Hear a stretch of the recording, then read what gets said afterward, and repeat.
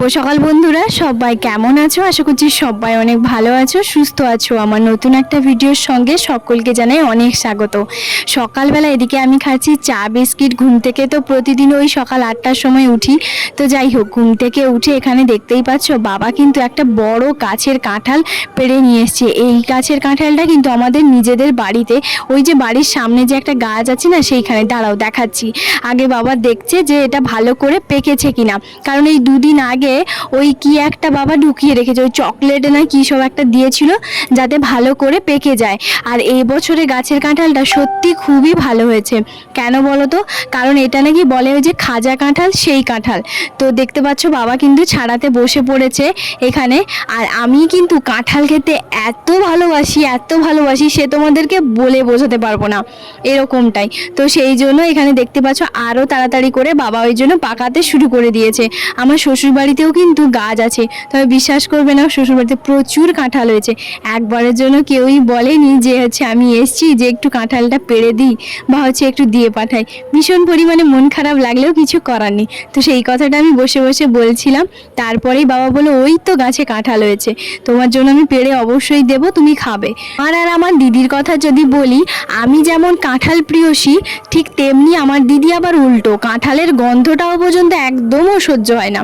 ও আবার এঁচোড় প্রিয়সী, মানে এঁচোড় খেতে ওর এত ভালো লাগে, মনে হয় নুন হলুদ দিয়ে ওকে সেদ্ধ করে দিয়ে দিলেও সেটাও খেয়ে নেবে, এতটা পরিমাণে পছন্দ করে। তবে এঁচোড় জিনিসটা আমার আবার পছন্দ নয়।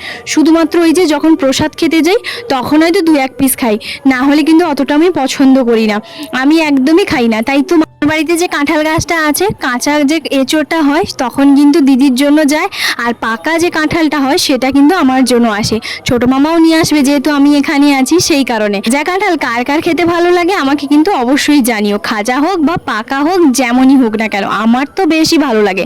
যাই হোক, রান্নাঘরে এসে যখন দেখি মা কিন্তু মাটন রান্না করার জন্য প্রস্তুতি চলছে।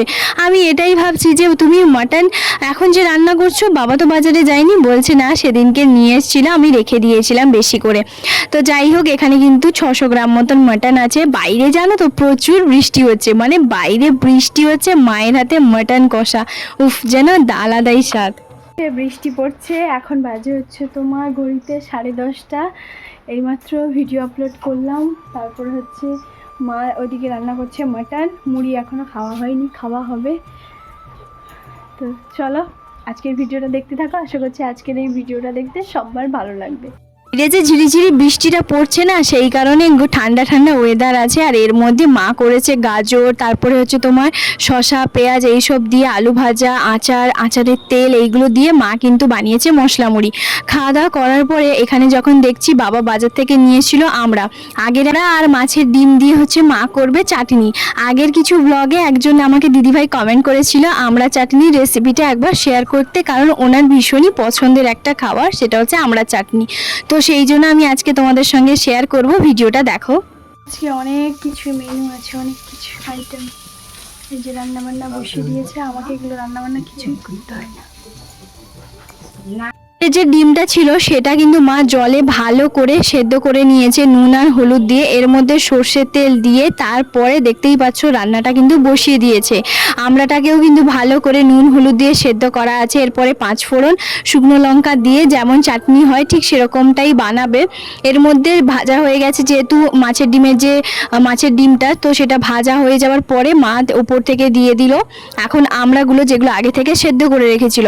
এরপরে নুন, চিনি, পরিমাণ মতো মিষ্টি, সমস্ত কিছু দিয়ে ভালো করে কিছুক্ষণ নাড়াচাড়া করে তারপরে জল দিয়ে ঢাকা দিয়ে দিলেই হচ্ছে আমড়া চাটনি তৈরি।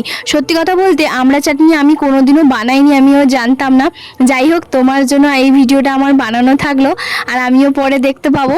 সত্যি কথা বলতে চাটনি যদি শেষ পাতে একটুখানি থাকে না, সে যে কোনো চাটনি হোক, খেতে কিন্তু বেশ ভালোই লাগে। এখানে হয়েছে চাটনি, আর আমি যেখানে থাকি সেখানে অতটাও আমরা পাওয়া যায় না। তো যাই হোক, এখানে হয়েছে মাছের ডিমের বড়া ভাজা, কুঁদরি ভাজা, আর আছে আমরা দিয়ে মাছের ডিম দিয়ে চাটনি, সঙ্গে আছে মাটন।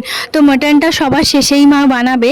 তো এখানে দেখতে পাচ্ছ মা কিন্তু পেঁয়াজটা দিয়ে দিয়েছে কড়াইয়ের মধ্যে। এবারে ভালো করে পেঁয়াজটাকে লাল করে ভেজে নেওয়ার পরে আদা রসুন যেমনভাবেই নর্মালি বানানো হয় ঠিক সেরকমটাই বানাবে। তবে জানো তো, সত্যি বলতে আজকে ভীষণ পরিমাণে মন খারাপ হচ্ছে তোমাদের দাদাভাইয়ের জন্য। যখন মা এটা সেটা নতুন নতুন রান্না করে না, ভীষণ পরিমাণে মন খারাপ হয়, কারণ ও খেতে ভীষণই পরিমাণে ভালোবাসে। দই বড়া বলো, এটা সেটা সমস্ত কিছু। দেখতে পাচ্ছ বাইরে কত বৃষ্টি হচ্ছে, পুরো মনে হচ্ছে সন্ধেবেলা হয়ে গেছে, প্রচুর বৃষ্টি হচ্ছে। এরপরে মা যে ম্যারিনেট করে রেখেছিল মাটনটা, সেটা এর মধ্যে দিয়ে ভালো করে কষিয়ে নেবে। তো আলু কিন্তু মা আগে থেকে সেদ্ধ করে রেখেছিল। এরপরে মা রান্নাটা করবে। ততক্ষণে এসে যখন দেখি বাবা চান করে নিয়েছে বৃষ্টিতে ভিজে ভিজে, এখন গাছের ফুল তুলছে। বাবা জানো তো প্রচুর গাছের গাছের ফুল গাছ লাগায়, কারণ বাবা এগুলো ভীষণ শখ বলতে পারো। সেই প্রথম থেকেই দেখে আসছি, যেখানে যায় গাছের ফুল লাগাবে। আর হচ্ছে তোমার ঘরে এসে নানান ধরনের ফুল গাছ আছে। এখন হয়তো বৃষ্টির মধ্যে দেখতে পাচ্ছ না, তবে সত্যি কথা বলতে অনেকেই হচ্ছে আমার বাবার বাড়ি থেকে এখানে ফুল নিয়ে যায়। আগে যখন জানো তো ফুল গাছ ছিল না, তখন আমরা যখন এদিক ওদিক ওদের বাড়িতে তাদের বাড়িতে যখন আনতে যেতাম, অনেকেই একটা দুটো কথা বলতো। তবে দেখো আজকে আমাদের বাড়ি থেকে কতজনই না ফুল নিয়ে যায়। ঠাকুরের ফুলে কখনো কিন্তু বাধা দিতে হয়, না হলে কেউ বেশি ফুলে দেবে, না হলে কেউ কম ফুলে দেবে। তবে ওই দিনগুলো না এখন ভাবলে সত্যি অবাক লাগে। যাই হোক, অনেক কিছু কথা তো শেয়ার করে ফেললাম। এখন বাজে দুপুর 12:30 থেকে 1টা। ওই যে বললাম বাইরে বৃষ্টি পড়ছে, ঠান্ডা ঠান্ডা ওয়েদারে মাটন কষা জমিয়ে খাওয়া দাওয়া করে একটা ঘুম দেবো। তো এখানে দেখতেই পাচ্ছ রান্নাবান্না সমস্ত কিছু মাই কিন্তু করেছে। জানো তো, মা যখন রান্নাবান্না করে আমাকে কোনো কাজেই লাগতে হয় না, আমি কোনো কিছুই করি না, এটা একদম সত্যি কথা। তো এখানে দেখতে পাচ্ছ লেবু লঙ্কা সমস্ত কিছু কেটে নিয়ে একদম বসে পড়েছি খেতে। তো চলো আজকের ভিডিওটা তাহলে কেমন লাগলো জানিও কিন্তু বন্ধুরা। আজকে হচ্ছে বাইরে বৃষ্টি পড়ছে, আর এই যে মায়ের হাতে মাটন কারি, এতগুলো পদ রান্না মা নিজে করেছে। চলো বন্ধুরা, আজকের ভিডিওটা এখানেই শেষ করছি। কেমন লাগলো প্লিজ একটা কমেন্ট করে জানাতে একদম ভুলবে না। যদি আমার বউ চ্যানেলে নতুন হয়ে থাকো তাহলে অবশ্যই চ্যানেলটাকে সাবস্ক্রাইব করতেও একদম ভুলবে না।